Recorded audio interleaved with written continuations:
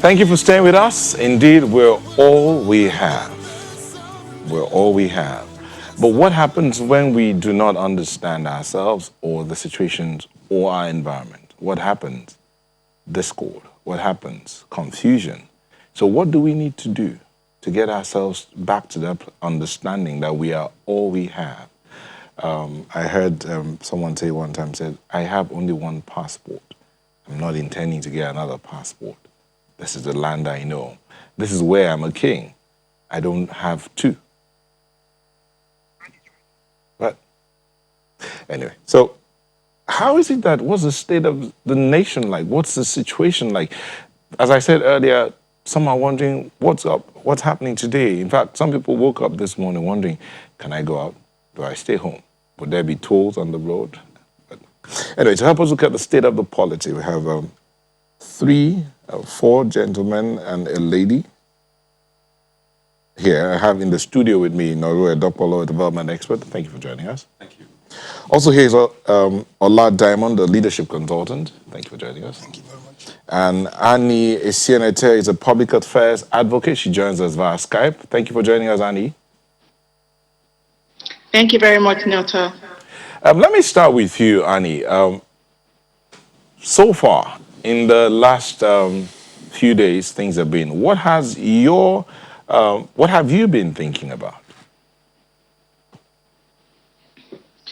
Okay, thank you so very much, Nota, for having me here this morning. I recently concluded a training with the Institute of National Transformation, and what we concluded is what is strongly needed in our country and our polity at this time is a serious thrust towards national transformation. Okay, so what has happened in the recent past is an offshoot of what we should not be doing as a nation, and eventually it spilled over. And I think it's time for our leadership to sit back and take a look and start thinking national transformation in every sphere of our nation's economy, in every sphere of our nation. We need to start thinking national transformation. Okay, all right. We'll come back to you. Now, we've had this conversations several times about the nation, nationhood, leadership, nationhood, the people, followership and leadership. That swing back and forth. Sometimes there's that disconnect. Is that what you think is a problem here? Thank you very much. Yes, I think so. And, just to go to the first question you asked, for me, what's on my mind is the missed opportunity. We shouldn't have been here if we had done a few things differently. And it comes down to what you're just talking about. There's mistrust between the leaders and the people. And it's so painful because, we talk about low-hanging fruits. Nigeria's problem is not complex. Nigeria's problem is not something that cannot be solved. You know what I mean? Leadership, people study leadership. I mean, just like you study medicine or you study communication. So there is a process to leadership. There is a sequence of things you do as a leader. And so if you boggle it, so I mean, for me, it's so painful because we've had loss of lives and property that needn't have happened because, leadership 101 tells you that if this happens, do this. If this happens, do this. And so if we did those things, we have no business being here. So for me, it's baffling. It's annoying. It's upsetting. It's sad that it's so obvious. I give you a question, I give you the marking scheme, I ask you to write, and you still fail the exam. So it's difficult. Ola, this matter of communication. I was out in the field. I mean, from when it started out, we're out there. So I had this back and forth, even though I had to go somewhat disguised. But back and forth, it appeared there was this matter of, I talk to you, you don't talk to me. or you talk to me, I don't talk to you, or I'm not hearing. So that communication is a problem. But it then looks as if in our sphere, in Africa generally, it looks as if there's that notion that leaders don't need to talk. I mean, leaders, positional leaders, don't need to talk to the led. Is that what it should be? Thank you very much for that. And I like where he actually picked it up from. When we talked about leadership, bits of leadership, it's all about communication. And communication here is not just talking to the people, it's actually listening to the people.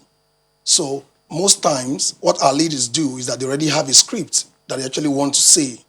So they already have their end in mind, what they really want to achieve. But the basis of communication is you are listening to understand, not listening to respond. So the moment you listen to respond, then you have failed on the basis of communication. And taking a cue from what actually that is said, when you talk about, and I love what you was talking about national transformation, you cannot have a transformation without integration. Because we need to get to a point in which we understand ourselves, we understand our unique strengths and opportunities, and we are able to come together and say, how do we really want to move forward?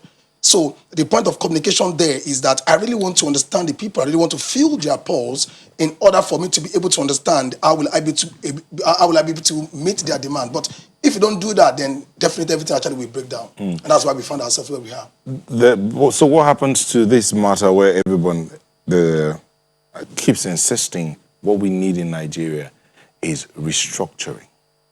So I'll swing this to Annie. We need restructuring. Is it about physical restructuring or mental and emotional restructuring? Because that bit also should play a major role in when you're talking about restructuring. What do you think? Thank you again, Nyota. So there is no way you can talk about transformation without talking a bit of restructuring. What that it means is that there's something we need to fix in the current way that we are operating. What we need, and I'm talking to the leadership as my other commentators have been talking about leadership. We need to have what we call the level 5 leadership. A leader that has a vision and is ready to take the people through that vision and see to a logical conclusion. We haven't seen that yet. So if we're talking about restructuring, it has to come from our leadership, the way they think, where they want to take us to, and their feeling about what's happening in their environment. Because it's as though really far removed from what is happening currently. I'm talking about our leaders. There are several pillars for which a society is built on. And for Nigeria, those pillars really need structure. We're talking about a social life, talking about a political, economic life as well. I want to take the social, where the family, school, and infrastructure and our amenities fall. You'd agree with me that we haven't really had, how would I put it, a fair share of, enjoying such amenities. So once from there to say, look, we need to restructure our educational system in such a way that we make education available to not just a select few, but everyone.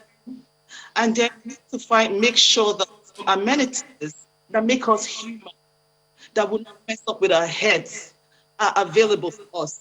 I mean, imagine, and I really want to tie it to the adaptation because I'm talking about NSAS, but it goes beyond NSAS. How can you operate in an environment where leaders looking up to, the elders that we're told to look up to growing up, are the ones that are looking to your face, pissing on your head and calling it rain? I mean, it's so blatant, it's so disheartening. You ask yourself, is this what I'm supposed to learn from them? Is this what I'm supposed to pass on to the next generation? So first of all, we need to restructure the way we think. We need to restructure the way we perceive ourselves. We need to be able to show some level of respect to the intellect of the people that we're governing, and the people that we're leading, and the people that we're communicating. And that's for the social. I mean, all the amenities come to, I mean, it's no news that I'm my own power generator, I'm my own card. If I want the road on my street to be good, I have to for affirmative action to get it done. So truly, truly, we need restructuring in every sphere of our society. Perception of self as a nation. How do we perceive ourselves? Because as I say, if you don't know who you are or where you are, you might not know where you're going to.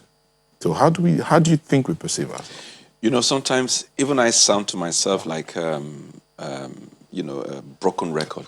Sometimes, that's how I sound to myself because we've discussed this over and over again. And we've always said that as we are today, that word Nigeria does not have a definition.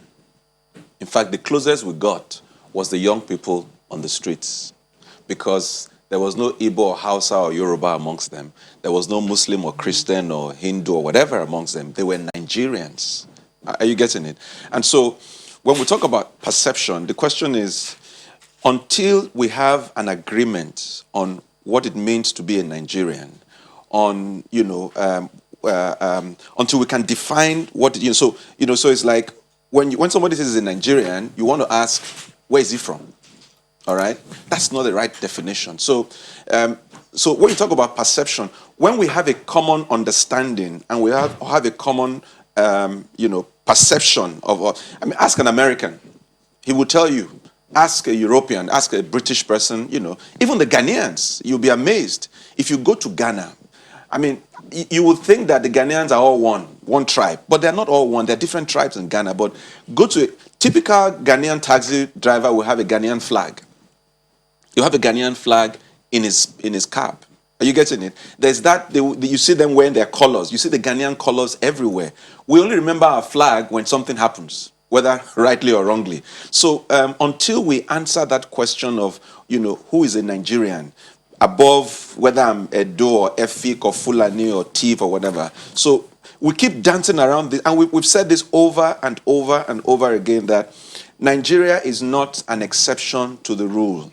You cannot build a nation unless the people in that committee come together and agree some basics that this is what it means to be in Nigeria. Until we begin to place Nigeria above us, and our whatever, tribal affiliations, religious affiliations, etc., we will keep dancing naked in the market square.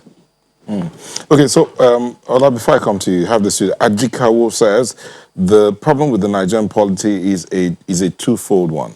A fellowship that has become impatient, fueled by the trust deficit bestowed on them by leaders. Even if the leaders want to do anything now, we will ask when, how, will they? Baba says, state of the polity, it's interesting how the resource person sees leadership and an answer script with marking scheme. It's a simplistic approach because managing humans is more complex and dynamic than that. And then Festus Akimboewa says, all over the world, people have many reasons to distrust their government, but they don't hate their country. You said something about the country. Sadly, reverse is the case for many people in our dear country, which is a shame. Again, that question of perception, how do we perceive ourselves? And from what you've seen, this comment here so far, what do you think? Okay, so thank you very much for that. And you can see the comment actually is coming from the street, from the people themselves. The biggest part is that you can't discover what you're not aware of. So when you're talking about perception, it is not all about, like how you think I am. It has nothing to do with that. Because most time people try to discover what they are not even aware of. I don't even know who I am. So an average Nigerian on the street does not even know who he is as a person. And that's what led us to what really happened in the last few days and also in the last few months, because we don't even have an identity. So I go out of the country, then I feel like a second-class citizen. However, an American comes to Nigeria and he feels like an American. A Ghanaian goes to UK and he feels like a Ghanaian. But Nigeria goes anywhere, he wants to feel like part of them, does not want to feel like a Nigerian, because he really wants to flow with anywhere he is. He does not try to carry his unique identity. So when you see a German, I've worked with several experts across the world, and you see that a German behaves like a German, a Briton behaves like a Briton. So a Nigerian needs to behave like a Nigerian. But the question is, what is the definition of this Nigerian? Right? So, and that's what he said. So we have not really put a definition on what this Nigerian is. And how do we put a definition on that? And that is what I call the self-talk, the power of self-talk. What do we tell ourselves? What do we tell our kids? So if my son today is in House of Rep, what will I expect from my son? Will I expect him to build a house for me? Will I expect him to buy a car for me because in House of Rep? Or I expect him to go and serve the people? That is the power of self-talk. Things that we tell ourselves subconsciously every other day.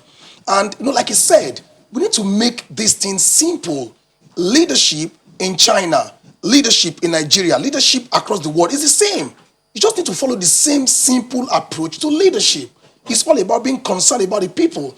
I love what Annie actually said, and I would like to a bit maybe buttress on that, which is on the hierarchy of leadership, the steps to flow on leadership. Because the first step is envision the people, envision them, tell them where they're going, give them a picture, give them something that makes them feel good about themselves. What do you do when you envision them, when you tell them where they're going? The next step is you really want to engage them. Ask them questions, talk to them, listen to them, try to understand their pain points. I can tell you today because I work with many guys on the street. I protested in places where you have the guys that you call hoodlums, and I try not to call them hoodlums. I call them people that you were not socially responsible to. Because you call this Nigerian guy, you call them hoodlums because you were not socially responsible to them. My parent was responsible to me. My immediate environment was responsible to me. That's why I am who I am. But those people that you call hoodlums, that you call thugs, we were not socially responsible to them. So now we are paying for what we did not do. And the way I call it is that it's a consequence of our inactions over the years. He called it missed opportunity. I call it inactions. So things that we refuse to do at a point in time has resulted into where we are. And myself and my wife were discussing a few days ago, and I told her that, the most peaceful way to protest is on the ballot box. The most peaceful way to protest to change Nigeria is at the ballot box. Because if you check, people protesting, people at Lekki. If you go there and you ask them and say, separate them and say, how many of you have voters card? Come here. How many do not have? Go here. You realize that more than 80% are not even have voters card. So the way to really change Nigeria peacefully is at that ballot box. And that is where we start reorientating ourselves, start changing ourselves, because at the end of the day, we need to put the right people there. And antecedents. Antecedent is not far. You're an expert. If I want to hire somebody as an HR, what do I check? The person's CV. What has he done before? Where has he worked before? So when you see all these leaders, you see them do what they do, it's like you are expecting something wrong. You put a lion beside a goat and you expect the lion not to kill the goat. The antecedent of a lion is to kill a goat. That's what we're having today. So I'm not shocked. You can ask many guys in my office. I told them at 12 p.m., 12 noon, when I was having a meeting with my guys in the office, I told them that, guys, they were going to shoot. I told them they were going to shoot. Why? Because record of in Nigerian history, I was a former Union president. I've witnessed people being killed before. November 3rd, in 2004, Rashid Aketu was killed beside me in Ife, in OAU. January 15, 1999, before the Democratic Assembly came in, somebody was killed in Yaba right before our face. So it's not new. Nigerian army is not new. So somebody said, oh, I was shocked. I said, I'm not shocked because I've seen Nigerian history play out again and again. So people need to understand those kind of things. So what do we need to do? Check CVs of people looking forward. What is their CV? Nobody should come and tell me today and say, I've been stealing before, okay, I've changed. No, I will tell you that. Can you go and prove it that you have changed over time? Then we'll come back and change our mind concerning you. Okay, I was a former leader, okay, I've changed. I'm now a civilian. No, go and prove it by your record. So the CV should be what everybody need to look at. What has been antecedents in your locality? What have you done in your office? What have you done in different areas? And from there, you are going to see a change in Nigeria. Thank you very much. Okay, we're still discussing this matter, and we've been joined by Mr. Oladeyinde Ario, who's a security expert. Mr. Ario, thank you for joining us. Good morning. I know maybe when you came in the green room, you were hearing a bit of the conversation, but the question I would like to ask you is, when we started out, we talked about communication. Someone saying, I want this, someone saying, I want that. Communication means it's a two-way street. I talk to you, you talk to me. But you being a security expert, my question to you is it impossible for security operatives to have conversations with citizens? You may have to repeat that question. I didn't really get you clearly. Maybe raise your voice in a little way. So, is it impossible Yeah?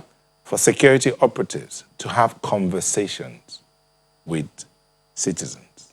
Well, it shouldn't be. Why? Because usually communication should be between one or two people, okay? And if it's one-sided, it's a monologue. You'll be talking to yourself, and that could be akin to winking in the dark. Nobody gets to see you. From what they have said, which I listened to while in transit, I can quickly tell you that from independence till date, Nigeria has been plagued with lack of leadership. What we have had is a band of dealers who have been dealing with the country, and instead of running Nigeria, they have been ruining Nigeria. Examples abound. The instance of police killing people didn't start yesterday. The most popular was that of Dele Udo in 1981, July 1981. Dele Udo was based in America, sports guy, doing very well there. He came home to prepare for a contest where he was standing for Nigeria, and they were camped at the National Stadium. What happened? He came to Ojo-Elegba, very short distance with some people, and then in minutes, the guy was down. He was killed. This was the guy that got married 3 weeks before then. He never went back to see his wife. The wife was pregnant. She never saw her husband again, and the child that was born never saw her father. At that time, President Shagari, who was the president, spoke to the Nigerian people, promising us that, oh, we will do everything possible to foreclose this. The IGP, then Sunday Adewusi, did the same thing. But what happened? The policeman didn't suffer any punishment for all of that. He went away and, of course, lived his life. And very recently, as late as 4 years ago, when SARS went wild, and then there was End SARS campaign, federal government rebranded SARS. They added federal to it and called it federal SARS. I knew nothing would happen because from my experience, the who does not make the monk. SARS continued even on a worse pedestal that has now led to where we are. Now, because of the lack of communication between the people and the government, he had to take children, our children, to awaken all of us. You and I are in the same sleeping generation that they call Benusom generation. If you know what that means in Yoruba. They now had to wake up and awaken all of us and say, look, this thing's got to stop. And then we are where we are. Again, because it was an organic movement, leadership could not easily emerge, and things went the way it went. Like he said, I had it in me that you don't call those guys looting. You don't call them hoodlums. I can even say they're not looting anyway. They have been deprived. The system deprived them. Their families failed them. The community failed them. The nation failed them. So they had to fend and sort themselves out. And that's why they're doing what they're doing. And I've said it before that if we get things right in Nigeria, 80% of the people in cells today, criminals, they won't do crime. Go and ask them. Some of them learn some trade. Some are graduates, some master's degree. How do you imagine a man with MBA riding Okada? Was that what he was trained to do? The other day, Dangote was looking for drivers. Men with PhD were applying. Is that employment? These are things we need to begin to look at. We have fundamental problems. And it has to do with our structure and the system. Unless we are ready to go to the roots, we'll just be wasting our time. The disconnect between the government and the governed has gotten so wide. So we need to go back and begin to communicate. For us as a people, voters, the owners of Nigeria, because all of us are joint and equal owners of Nigeria. Nobody owns Nigeria more than me. Nobody is more Nigerian than me. So I don't want to believe that class thing, that the rulers and the ruled. No. Because they emerge from within our class. And what the resources they have there is our commonwealth. They didn't bring that money from elsewhere. It's our money. So they must open channels now of communication. They should be giving us results, and the resolve to challenge them should reside with us. For me, if you can achieve that, it will be a good day for Nigeria. Okay, we'll have there's some comments here. Chigozie says the Nigerian identity crisis can be seen in the just concluded BBN. I wonder how, anyway, but I didn't watch BBN, so I wouldn't know. But hey, those are what it says. The Nigerian identity crisis can be seen in the just concluded BBN. Professor Nakena says, politicians feed on the gullibility and frailty of the governed to perpetrate economic strangleholds used in manipulating and perpetuating themselves in governance. There's huge economic gulf between political class and the rest. This must be a bridge to forestall a revolution. Dan Laddie says, Channels TV aired the footage of the carnage in the NSAS protests that were hijacked. but said nothing about COVID-19 palliatives stashed in warehouses by state governments and unraveled by the so-called hoodlums. Again, some states have come up to say that they don't own those warehouses, that they belong to the federal government. But anyway, that's a conversation that we'll continue to have. We'll have that conversation. But now let's stay with this matter of hoodlums and no hoodlums. Annie, when you were talking about the way we see ourselves, again, Mr. Ario has come to say something about going back to the roots. As we begin to look at going forward, how do we return to the roots? What do we do to build a better nation? What do we do to build a better people? You being a mother, if you are going to, your child's misbehaved or there are some things you're seeing in your child that are not there, what would you begin to do? Okay. So I would say we can't give what we don't have. A popular saying comes to mind that the elders have taken sour grapes and the children's teeth have been set on edge.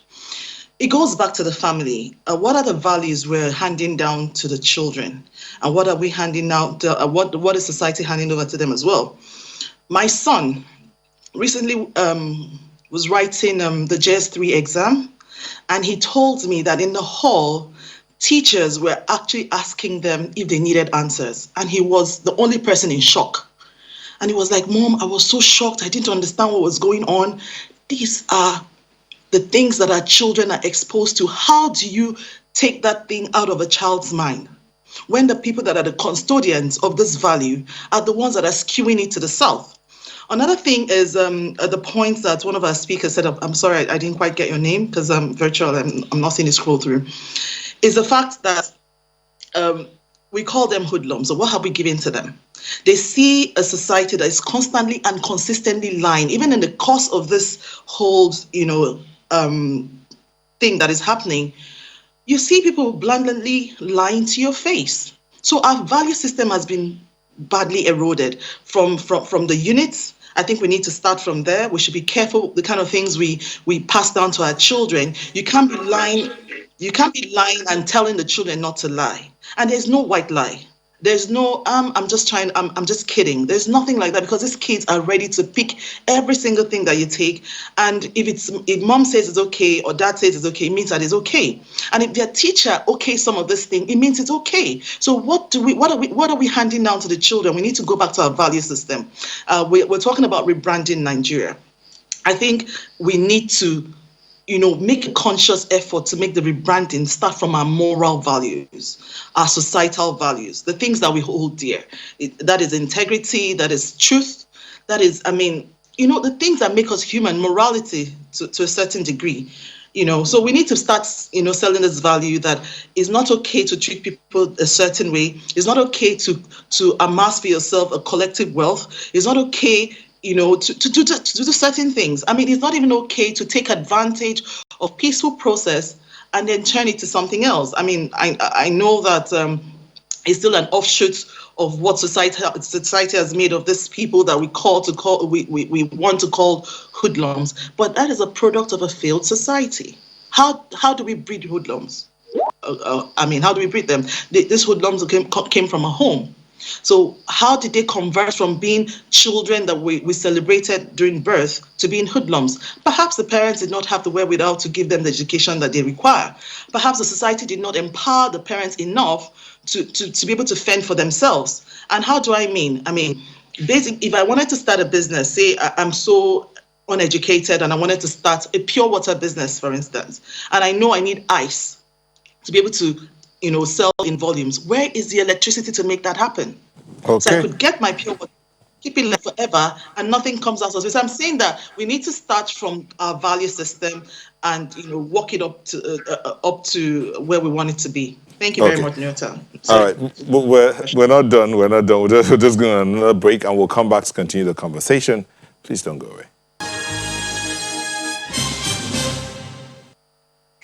Thank you for staying with us. The state of the politics are focus at this segment of the show. We have Olade in there, Ario, Noroi Dokbolo, Ola Diamond, and Annie Sienete all sharing their thoughts. And then we have Viewers sending in comments. Duke Oputa says, we're afraid to discuss Nigeria's fundamental problem. We're in a forced marriage and must discuss our union. Only when we all are happy in a union can we have a common cause.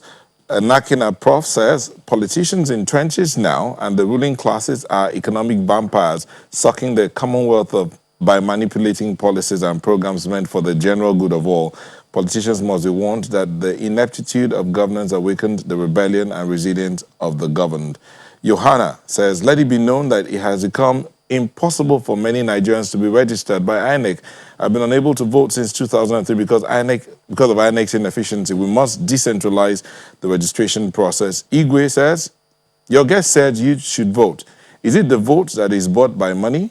If you vote finish, the godfather selects his boy. So how can the youth vote in such an environment? Ayoade, I like the submission of Mr. Adeinde, except for seeming justification of looting. Seeming is a key word. Uche says, indeed, the best place to protest is the ballot box. So how transparent are the ballot boxes in Nigeria? Why has this government made it impossible to sign electoral bill to include electronic voting? Will this give the people confidence? This will give the people confidence through ballot. Gbemi, the best way to change Nigeria peacefully is at the ballot box. How I wish Nigerian youth wake up to this reality. Thank you, Ola. Festus Akimbewa, Mr. Aria, please, nothing can justify the destruction of private properties, businesses, and critical assets. It will take a long time for Nigeria and Nigerians to recover from the destruction. Those who destroyed are hoodlums, period. Jude, why do people keep asking Nigerians to get their PVCs? Meanwhile, the amended electoral bill is still unattended to. Till date, I have been refused my PVC against all odds. Adeyemi, the last two. Adeyemi says, it's just an opening door to correct many misrules perpetrated by Nigerian leaders from 1960 to 2020. The only restructuring we urgently need is leadership restructuring at the corridor of power as to rescue our beloved country. And Cornelius, the only way forward is for our government to stop lying and denying us of our rights. Noah, you're smiling. Yes, I am. A few thoughts in my head. Very quickly, somebody made a comment about leadership, trying to give the impression that leadership was a complex thing. No, it's not. Leadership is not complex, and don't take my word for it. Go and read. That's one. Two, going forward, what do we do? Again, I want to make a brief comment on this restructuring conversation. Most times people ask, what do you mean by restructuring? I think we've seen a very valid example of what can happen if we had restructure. So for example, Lagos State is burning. The governor of Lagos State doesn't have any powers to do anything. He can't reach the president, and here we are. Same thing has been happening to the Borno State governor, Zulum. I mean, that governor looks like he's smart, he knows what to do, but he's powerless. So one of the things that we mean by restructuring is to give the governors the ability to control the security forces. So as we are today, we don't know who's done it. Why? The governor says, powers beyond me. The military says, we're not aware. That is because nobody's responsible. So that's one of the reasons why restructuring... They say investigation is ongoing. Let's watch how it goes. All right. But, isn't it interesting that in a country, so let's assume that some fellows came from where? Chad, Benin Republic, Ghana, landed in Nigeria, killed our people, disappeared, and nobody knew anything about it? We should think about the implications of what we're saying. All right? So let me leave that there. Then, these people we are calling hoodlums and mob, I disagree with that appellation because I think that we created them. So for me, I'm saying Lagos State government, for example, should open a ministry for them. Can you imagine if at all, and they have a structure. I hope you know they have a structure. Oh, yes. Those guys that collect money from the bike riders are reporting to somebody, who is reporting to somebody all the way up. So imagine if government said, now, this is what it means to be a Lagosian. And every morning when they gather at their different parks, they go through a 30 minutes of what it means to be a Lagosian. Eko Nibaje, what does it mean? If you reprogram, what you are seeing is a product of a programming. So if you want to change them, reprogram them.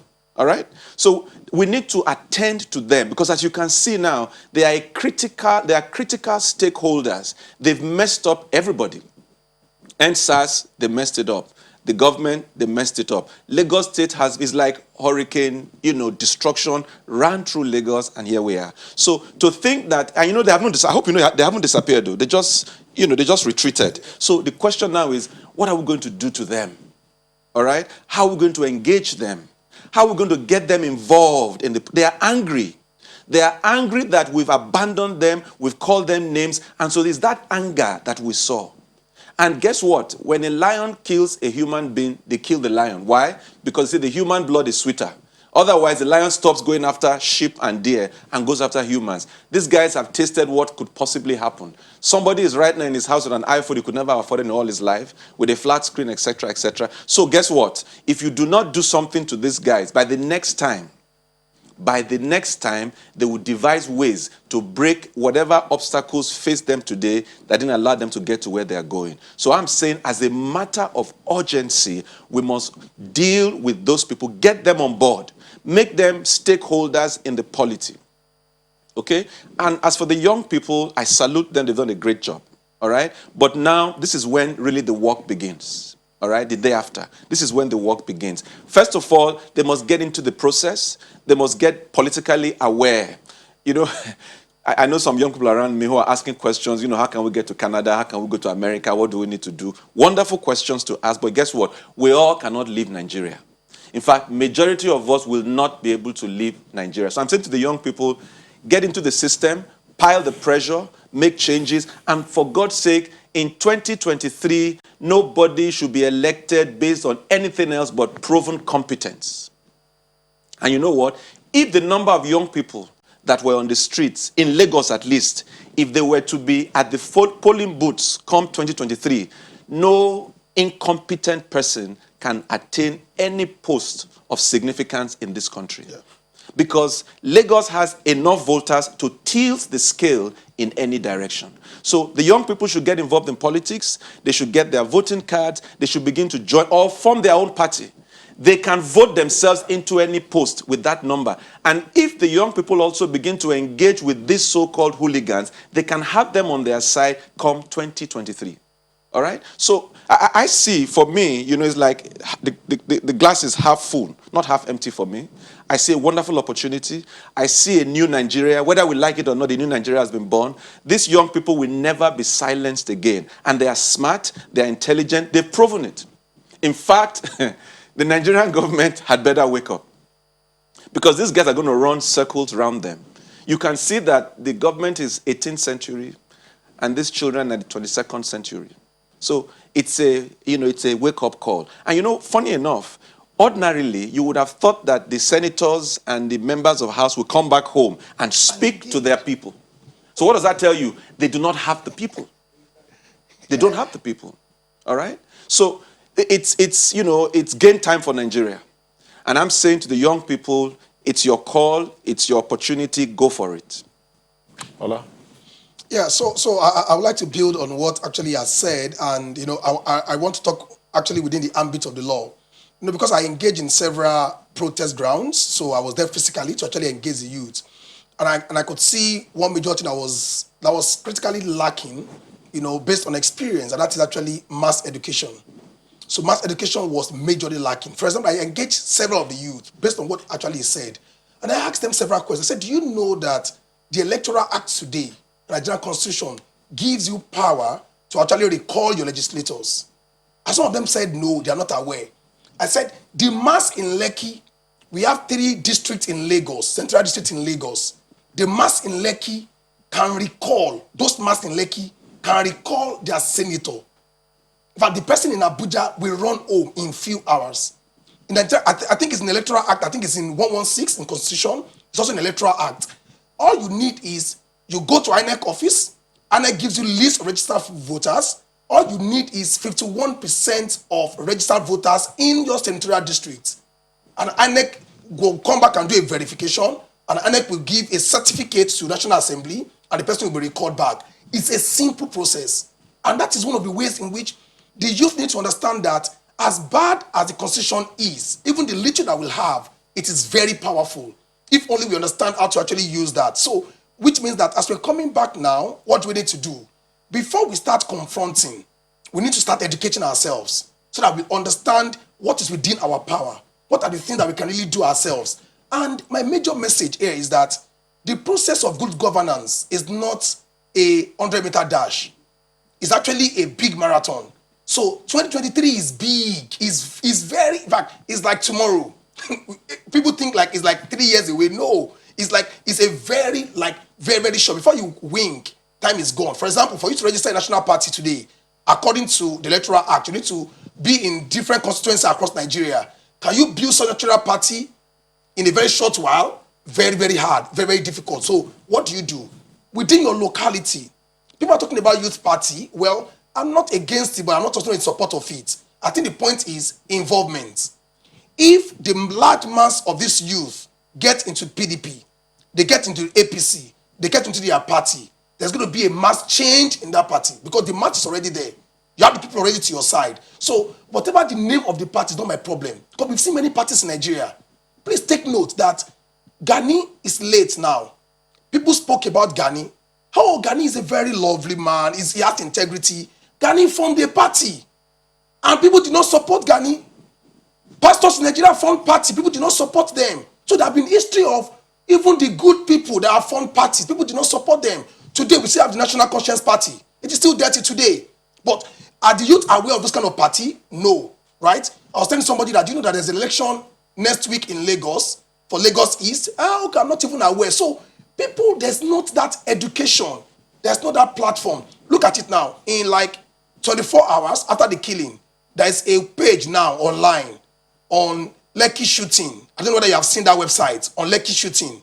And when I look at the website, I saw that somebody who is an agent provocateur is trying to reprogram the people to start believing something different. And it's an ethical, it's a social media work. They are trying to reprogram us to feel like, are we okay? Did they really kill? If one of mine was asking me that, did they really kill? Did they really shoot? No, it's possible that they are not soldiers. You can imagine, people are beginning to question their sanity, whether what they saw live on Instagram live was actually true. Why? Social media. But guess what? We could have, and we can actually do that to build a lot of platform for mass education, for mass movement. We organize ourselves. And a caution, which is my biggest one, to everyone forming, trying to build and organize forward, is that you cannot have a leadership movement, a leaderless movement. It never happens in the history of the world. You can't do it. It's like you are trying to drive a bus and you tell me we don't have driver. Somebody asks who is the driver. You say there's no driver. Anybody can drive. No, you're going to head to destruction. Because when this whole issue happened, assuming there were leaders could have called a conference immediately and said everybody stop, everybody go back home. Because in school, when we protest, we get to a point and things looks like they are going out of hand. The leaders in charge, they will address everybody right away and say, guys, can we stay put for the next 3 days? They will come back again and rebuild. But because there were no leaders who were actually steering the ship, people were more of faceless, right? So because of that, you could not really drive accountability. So when you get to some protest ground, what do you see? You see more of people were dancing, people were singing, instead of mass education. So in those days, what will you see? You see a lot of political activists coming to protest ground to come and educate people on the history of Nigeria and also on what they need to do now. And I can understand why it happened. NANS has failed. NLC has failed. Right? So because these people that we also trusted in the history has failed, it's always hard for them to actually. So that's a question of trust. So which means that new leaders now need to emerge. Right? And they are already there. They're in a corporate place. They're already running their businesses. Guess what? If somebody can run a bank successfully, if somebody can run his entrepreneurial work successfully and they grow their business, if people can be the chairman of their community successfully, trust me, they have the CV to be actually a governor. They have a good CV to be a good senator. They have a good CV. You know, somebody will tell me that it doesn't have a political history. I said, what does political history mean? Like, if you manage a community very well and your community was peaceful, there's nothing you can do. Let me give you an instance. Yesterday, some hoodlum came to my area, right? And they were like in hundreds. They were trying to attack the festival mall in Festac. Because my house was very close. My neighbor just called me. Then I looked through the window. Then I saw these guys. They were in hundreds. What did we do right away? The Mile 2 estate was directly opposite my estate. What did we do? We just call ourselves right away. Call the network of all the guys that live in the estate. Everybody came out. And we gave a fight to all of them. We apprehended like 6 of them. The soldiers now came. We handed them over to the soldiers. What does this mean? State policing. Community policing. That's it. Simple. That was state and community policing at its real effectiveness. That's it. We secured ourselves. Only with sticks and cutlass. We secured ourselves yesterday. You could have been, in fact, you could have heard that Festival Mall actually has been burnt down yesterday because they were already there in their large numbers. And we took a lot of videos yesterday of those guys. So we secured ourselves. So people assume state policing means that a governor during an election is going to scatter the whole state. No, I cannot say because of distrust or because somebody might do bad, then I assume that I should not Baby and the bathwater. put a good system in place. No, we can't do that. Someone says you don't allow someone's foolishness to ruin your own wisdom. Yes. If you have the wisdom, use it. Before I come to Ario, let me get to Annie. So going forward, your contribution. Okay, so we need a clear call to action, and I'm going to build on what the last speaker said. We need to start forming pressure groups that would educate the people, the citizenry, on their rights. And it's not just the citizenry. We need to be able to form groups that will take our lawmakers to task and make them, live up to their commitment to us because we put them there. And they need to be able to be accountable. I mean, I do not see why I haven't heard from any lawmaker from Etiosa coming out to address their constituents to say, look, I'm with you on this, and I'm going to see to it that we bring up legislation or something that would ensure that something like this doesn't happen again. So I think, like you rightly said, it's a missed opportunity that we had that large number of young people and would have had the opportunity to have educated them on their rights as citizens, on some aspects of the Constitution and even some aspects of international law. But instead, a few of that happened, but not the magnitude to which it would have helped to form the way they think. So I totally am in alignment with us, coming up with, pressure groups, public opinion, advocacies that are targeted at deliberate re-education of the citizenry, as beginning with the youth. And we don't have to wait till they are all grown up and their minds are already formed. You can start from the elementary school to say, look, this is your right as a citizen, this is your right as a child, this is your right, as a global citizen as well. And speaking on our power at ballot, we need to, first of all, be assured that that counts. Still not convinced that it counts. We need to be assured that that's, because I've had several instances where clearly you know the winner is, and before you know what's happening, it's been overturned. It's almost like a mirage just happened before. So first of all, for us to be able to trust in the electoral system, know for sure that it counts for something. How do we ensure that? So the the pressure group we're putting together should be able to help us, in those directions. So, I mean, it's not just pressure group for the sake of it. Let it be targeted. The ones that want to be targeted, that law enforcement and policing, let them be focused on that. The ones that want to talk to us about the Constitution, let them be focused on that. The one on human rights, but yes, we need to have advocacy groups that would take all the stakeholders to task. All right, thank you very much. Oladeyinde Abiyo, just before you come in, see this. Olajide says, children never do what they are told. They copy what they see. What we are seeing is the monster our leaders and government have created. For decades, the government has raped the people while enriching themselves. Abiyo, your thoughts going forward? Well, I should be talking on the lessons and the takeaways for the different groups in all of this. I want to start with the police. If they had been people-friendly, we wouldn't have had any cause whatsoever to ask that a tactical command be put to an end.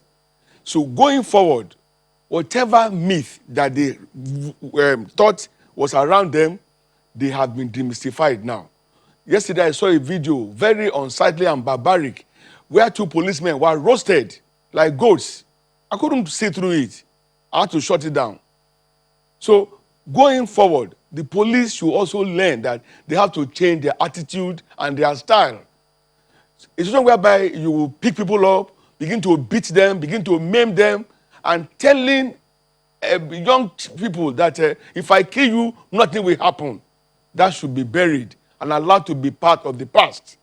For the political class, when you said you were expecting lawmakers and all that to come and address people, I told you there's a huge disconnect between the ruled and the rulers. To that extent, they will never come to you until election time. They have to understand that the game has changed. You are not representing yourself. You are representing us. Therefore, there must be a feedback system, scheduled and deliberate, whereby you must come back home and give us updates on your activities, even to the governors as well. They should begin a system whereby the communities will have inputs in the budgets. My area doesn't need borehole, for instance. What we need is road. If you just come and start building boreholes, we'll be wasting resources. They have to know what each community needs. That way, it will be even and reasonable development, not just the haphazard thing that we get. You may not know what we need because you don't live among our community. Of course, to the youths, you have now known that you have power, and that power is in your large numbers. Those who they call hoodlums, I refuse to call them hoodlums. They are part of you. They were not given opportunities. What happened? Politicians were sharing money instead of sharing opportunities. And they got money, but they didn't get opportunities. After spending the money, they were stranded. And that's why they are who they become today. We should be engaging with them, not talking to them. We should be talking with them. Hear them out. Understand them. Why are they the way they are? Like my brother said, none of us here will go and start looting. For what? We also have our needs. We have our lacks. We have our ways of getting around it because of who we are. We still have self-worth, which they don't even have. Unfortunately, they are a very huge, integral part of the stakeholders. We can't neglect them. And of course, to the media, you have a lot more to do now because you guys can be located, you can be seen, you are known. But people hide behind their cheap Chinese phones and do incalculable damages via the social media. So you have to rise up and try to change the game, whereby the reliability that people have on you, that they call national media, will be sustainable and will be sustained. And to parents, I established the Center for Yoruba Language Revival and Fertilization because I get concerned that Yoruba language, culture, and tradition, they were dying. And I've been pushing that as my personal effort. Where you are, be the change you want. Look around you. What is not working? What is missing? What has been dislocated? Start your own repair system. My daughter speaks Yoruba very fluently, and she knows that whatever exam that she takes, she must come back with the prize for Yoruba language. Otherwise, my campaign has no platform. All right, so thank if you. you can do all this, we will still have a new Nigeria. Thank you. Thank you very much. We've been speaking with Noroi Dokpolo, development expert, Olade Inde, security expert, Ola Diamond, leadership consultant, and Annie Esienete, public affairs advocate. Thank you, gentlemen and lady, for sharing this morning with us. Thank you. Thank you.